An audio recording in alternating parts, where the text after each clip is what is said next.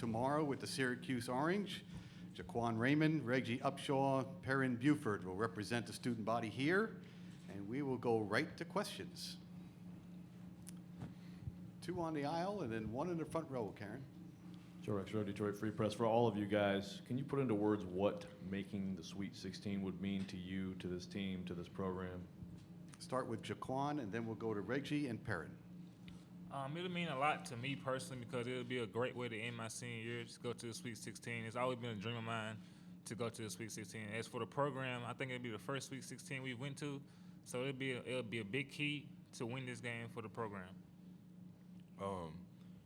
Just for myself, it'd be a huge accomplishment. Every kid, when you're growing up, kind of dreams of going through the NCAA tournament and making it to the round of 32, the Sweet 16, the Final Four, championship. So just to say that I could possibly play in the Sweet 16 for myself, that's a huge accomplishment. And for my team, like Jaquan said, it's huge for our program. Being a smaller school, it just puts us out there on the national level. And for me, I just feel like to make Sweet 16, it'll just make all the hard work worth it. Like, I'm a gym rat, and I just feel like when you put in the work, results will come. And for this team, I just feel like we put in a lot of hard work. Starting last year, even though we struggled, but this year it all came together, and I just feel like it'll just be a real big deal for the university and be good. Like they said, put us on the national stage. Jaquan, are you happy that you packed for Sunday, first off? And second, what's been the mood in the locker room over the past 24 hours, really? Just your reaction, first off. Our mood in the locker room has been the same as it was. We came into yesterday's game. We come into this game business-like. We come into this game as knowing we're going to win this game. There's no pressure on us. We have nothing to lose, and we're going to go out there and give it our all.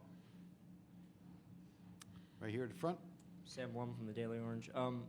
For Jaquan and Perrin, I know that this team has a lot of guys that kind of made their way to Middle Tennessee State after being elsewhere. Can you just talk about, I guess, why you kind of picked here and what your journey was to get here after being at different colleges? Perrin first, then Jaquan. Well, coming to Middle has just been bittersweet because I went to two junior colleges, one at Malo State in Lynchburg, Tennessee, then the other one at Southwest Tennessee, where I played under the same coach. I just followed him, and he was a great mentor to me, and he just told me a lot and just showed me a lot. So coming here was kind of based off a lot of different other factors, but I don't regret my decision at all, and it's been a wonderful ride, and I just enjoyed the journey. As for me, transferring from NC State was a big step. I didn't know what to expect, so with me, Coach Tao was the main reason why I transferred, and then Coach Moxley, who's at NC State now. We grew a big bond together, me and Coach Tao and Coach Mox. So that kind of got me here and talking to Coach Davis. So this experience has been one of the probably the top moments of my life, and I wouldn't change it for the world. We're here on the aisle. Is that a hand back there as well? Yeah, okay. Go ahead. Reggie, what have you guys really seen that you guys are going to have a hard time with really going up against the 2-3 zone? Well, just their length, their size, both like on the perimeter of their 2-3 zone and then in the middle.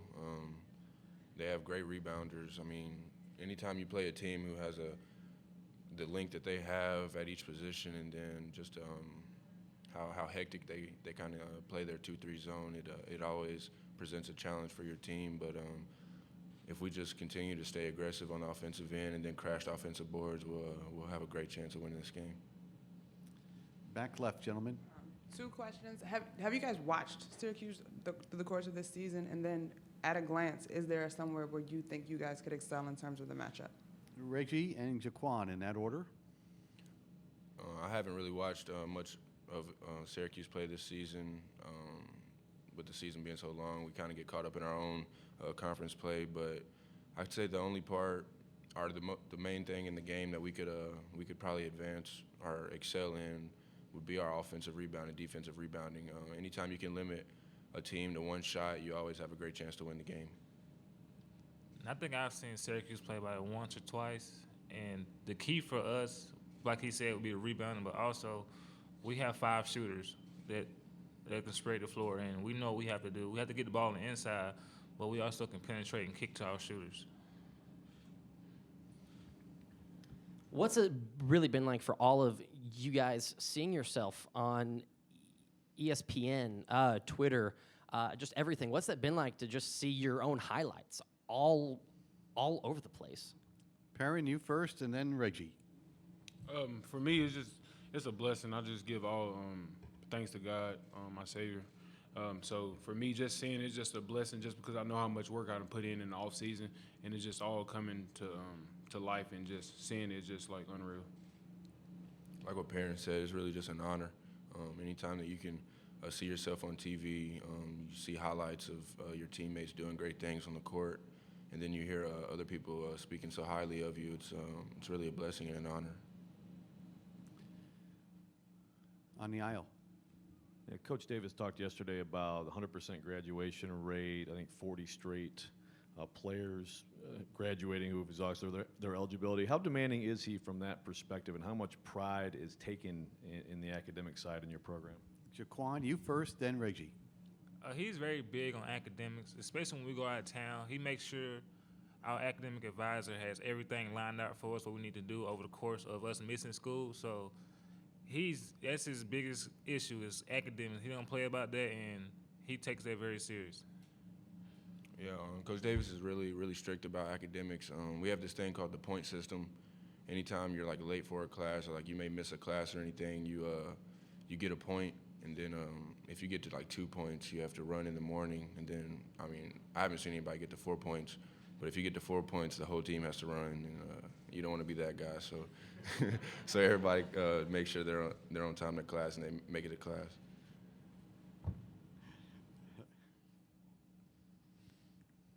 Back left, go ahead. You guys are in the national conversation now. Folks are saying how good this team is. Questions even have come up about the seeding, but I'm sure you all knew this. But now that all these things are swirling, does that change anything for you in terms of added pressure, added focus, or is it still just one step at a time? Perrin, lead us off, then we'll go to Reggie and Jaquan. Our outlook is still the same. This team is hungry, and we just ready to come out and win and just play like we've been playing all year long. We feel like we're a good team, and I'm glad that people are starting to recognize it, but it don't put any pressure on us at all. We still have the same mindset and just want to continue to ride the streak. Yeah, there's no pressure on us. I know myself and my teammates, Coach Davis, when we were watching the selection show, we saw that we got a 15 seed. We were kind of, I wouldn't say disrespected, but we definitely knew that we were better than a 15 seed. We were thinking like a 13 maybe. But as far as there being pressure, there's no pressure on us. We just have to go out and play how we know we can play. And as you saw yesterday, we can really compete with anyone in the nation. Coach Davis is very strict on tradition, and with us, we play to who we are. We don't play outside of who we're not. We're gonna guard and we're gonna be tough. That's what we do, and if we do those two things, we will come out with a successful tomorrow's game. Back in the right. She'll get there. She ran 5K this morning. And I could barely get out of bed. Hi, guys. Greg Moan from ESPN. Can you share some of the tweets and texts that you got after the last game? Let's start with Jaquan and go that way. Of course, our phones was buzzing nonstop from the time we got out of the game to this morning probably. The tweets there were some mad tweets, of course, and there were some good tweets, but we just took it all in, and we left that in yesterday, and we're moving forward to tomorrow. Yeah, Reggie, what about your phone? When I got to my phone after yesterday's game, I probably had like at least 500 notifications from all the different medias. So, but as far as like Twitter, I saw a couple things where they were talking about I look like Kid and Play. But mostly it was just kind of like what Jaquan said. A lot of people were mad that we upset and messed everybody's brackets up. And there were a lot of people, as far as like in Murfreesboro, everybody was congratulating us and things like that. Yeah, all my family hit me up, friends and family around who watched the game, who've been watching me, just congratulating me and things like that. And a couple people retweeted something I had said like a couple days before the tournament, and I put on there just wait and watch and be a witness.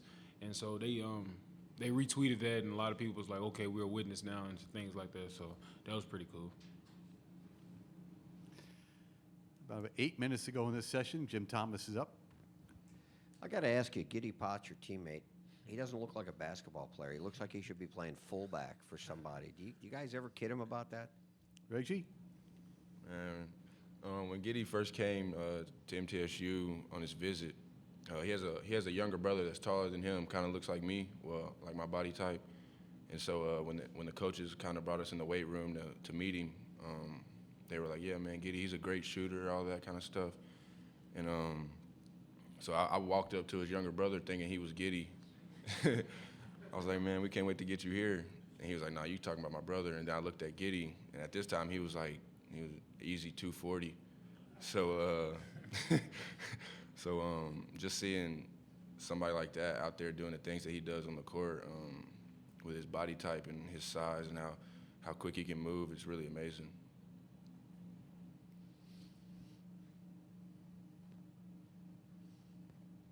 Anything else for the gentleman from Middle Tennessee State? Jim, go ahead. One of the tweets I saw last night was from Benny Cunningham, and the NFL player from Middle Tennessee State. Do you guys know him at all? Is he ever around the basketball program?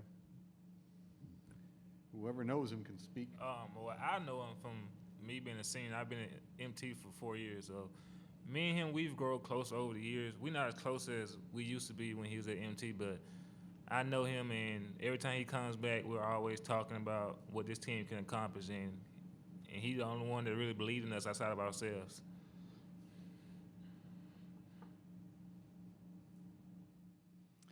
Anything else for the Blue Raiders? Okay, gentlemen, thank you very much for your